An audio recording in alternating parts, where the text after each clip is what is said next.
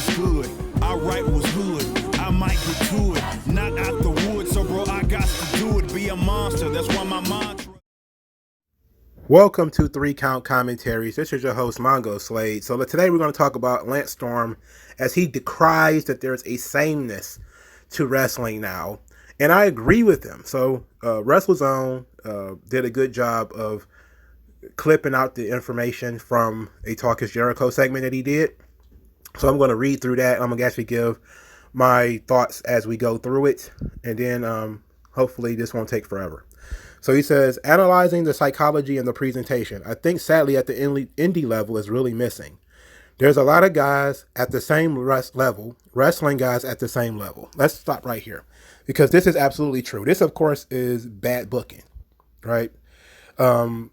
He continues, when you're breaking in and you wrestle a guy that's got an extra 5 years experience, you see the business from a different side and puzzle pieces fall into place. This is, why it's bad booking.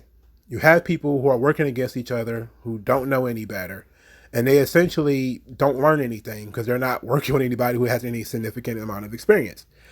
So you do see this a lot on the independents. Guys who, he's been in the business and they've been working essentially the same independents, and you just see these same guys popping up everywhere and they're just having the same matches every time. And that's why I don't watch the independents that often, so because a lot of it just feels real samey. And I'm not saying that because of Lance Storm, but I'm saying that with you watch like Game Changer, you'll often see, and they'll book it as the young talents are going out there doing for self and they're trying to make their name and all that kind of stuff. But in reality, it's just, you're not really letting these guys develop by putting them in the ring with people who can help them. You're just putting them in there to have these athletically masturbating matches. But let's continue with Lance Storm. He says, there was a thing that I found so interesting when we broke in. It's like we trained together, we learned the same level, we worked with the same guys, and it's like you went to Mexico and I went to Europe. And it's like you found stuff in Mexico that you'd never seen before. And I worked with people I'd never heard of and did a different style I'd never seen before. And then 2 years later, we back in the place working with each other. And it's like I get to see the new flavors that you learned and you get to see new flavors that I learned. So it's about traveling, right? Traveling and have a local texture, having a local flavor. He's going to say that the internet has done this. But I think that part of this is the fact that, of course, the breakdown of the territories and the more national TV exposure. The internet, he's not wrong at all, but this actually took place before because you started having people do tape trading, like to work backwards. The style that you see on AEW right now, everybody does 100 flips per match.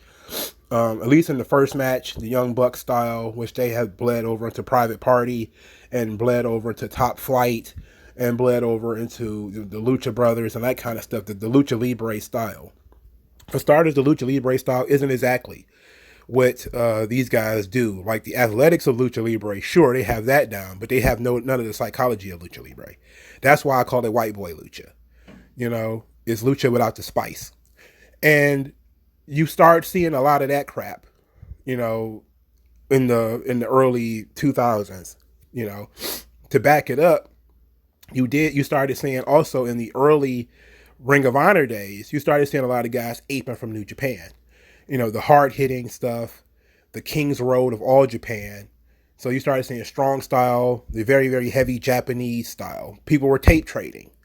In the 90s, you still had the last vestiges of the territory era.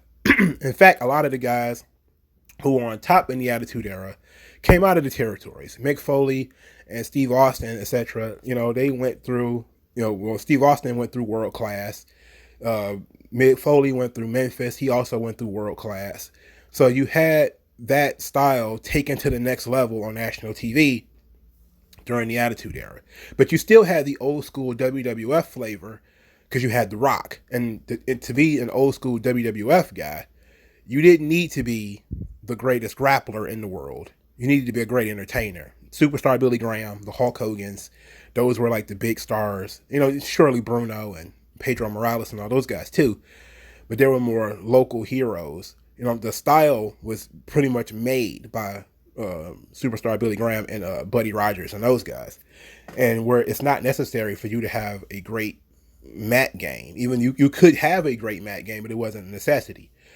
In the other territories, like WCW was Southern Pro Wrestling, that was definitely tapered down for national TV. Because if you go back just a few years before the NWO era, when they were doing blood and stuff like that on television, it was pretty much dusty booking and was very similar to the NWA in years prior, where it was very heavily athletic, but a lot of Southern brawling style, and a lot of that stuff was the style of the NWA. The style of the AWA, which was focused a lot on grappling, because Vern Gagne was a collegiate wrestler, that kind of stuff started to die down. Like you could fold that a little bit into the NWA, you could fold it a little bit into the WWF, but you didn't have that home for it anymore, because that's really what Vern Gagne wanted, was an athletic style. So you started seeing over the years, as those territories started to die out, the styles became fewer and fewer and fewer and fewer, and then guys had to get ideas from somewhere. So they were going to Japan.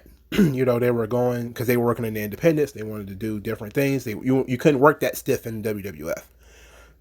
Steve Austin worked stiff, but he got away with it because he's Steve Austin.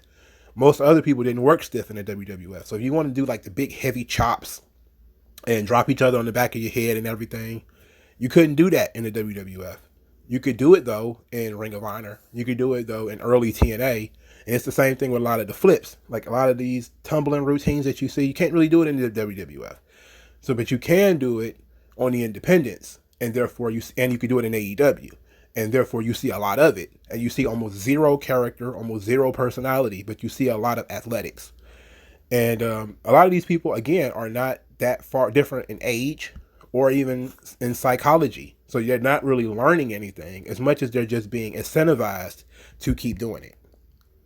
There was still a very heavy cruiserweight style that accentuated a lot of the gymnastics. And now you see that young buckification, if you want to call it, that, the excessive spots, almost no wrestling, completely ignorant of the rules, completely ignoring the referee. Nothing matters except I need to do this 450 wheelbarrow splash right now to pop the crowd. And, selling, forget it. We'll do it when we get around to it. After we do this, the excessive amount of collaboration between opponents, that kind of stuff. You see it everywhere now. And wrestling, to my point, wrestling is a largely copycat business, where when somebody sees something that works, you start seeing other people starting to do it too. And that becomes a really big deal later on. And that's really the crux of this thing, is that all of those styles that you saw people mimicking and doing was something that they saw somewhere else first, and then they started to sort of bring that in. It's the same thing with everybody wants to do death matches on TV now. So like death matches was another one when you started seeing people just copy it. Mick Foley made that stuff kind of mainstream with his style in the WWF. Even though he was doing it a little bit in WCW first, it wasn't as bloody and as dangerous and as crazy as it was when he was taking 20 chair shots to the head. The tables, ladders, and chairs match. How many people have ripped that off? The Money in the Bank, people rip that stuff off. And because wrestling is now national, everybody sees, international, it's global now. Everybody sees everything. So it's very rare for you to actually have something that's unique. The death matches are another thing. Everybody does fluorescent light tubes. Everybody does, forks. Everybody does thumbtacks. Everybody does fire. Everybody does everything. And in the moment somebody does anything new, like when one person did Legos, all of a sudden you start seeing other people do Legos. And it just became a ridiculous thing because it's a copycat business. But I think this is a very important topic that we don't talk enough about, is that you don't really see a lot of uniqueness in wrestling anymore. And it's mainly because people want to work either a safe style or a very fan-friendly style, but not create a style of their own. And it's really hampering the business because it does make everything look the same. But thankfully, let me back up a little bit because I was about to wrap it up. you hear a lot that WWE has like a factory, the performance center. They teach everybody the same style, the same way of working. And they create the WWE style in this factory where they just churn out wrestlers. And there is some truth to that. It's like that works in similar ways because, WWE is training you to work for WWE, and not to work on the independents, not to really pop the crowd very heavily. Of course, you're going to have your own unique way of doing that, but commercial breaks, you have to learn how to work there, work the cameras, all that kind of stuff.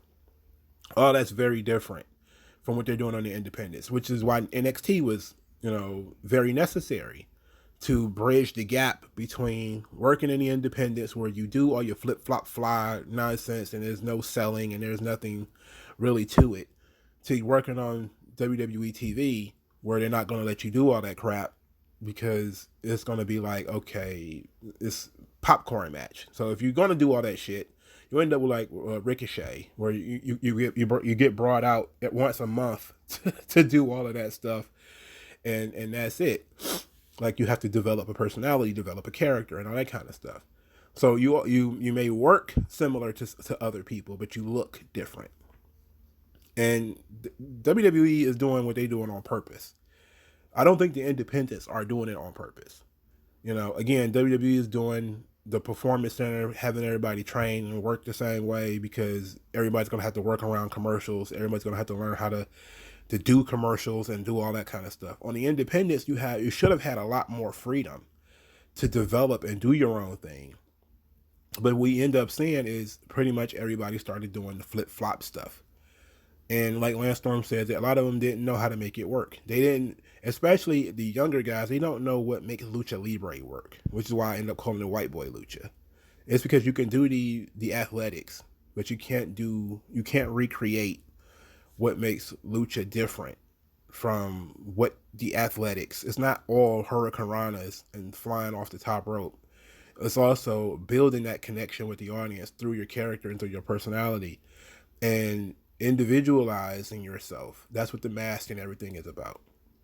It's about being bright. It's about being, loud. It's about getting out there. It's an identity that people can attach themselves to. And then when you do all of the athletics, it makes sense, but we're not getting a lot of that today. It's a lot of it is the same. So I'm not surprised he's seeing a lot of it as being the same in his wrestling school. I'm seeing a lot of it on TV and it's the same, sometimes multiple times on the show. AEW will have essentially the same match twice on the show. WWE will do it too. Sometimes and there used to be people who would, producers and agents and stuff like that, who would notice that these matches are repetitious like that. They don't seem to care, and that sucks because that's going to end up being the death of everything. And you do want different things for different people, but you also should want, people to work a different style and have different presentations. And they need to do better with that. But let me know what you guys think in the comment section below. Like this video, share this video, subscribe to the channel, donate to the channel, and I'll talk to you guys later. Tell me what's worse than learning all that you led to believe was all horse crap. They distort, so question as if you worship.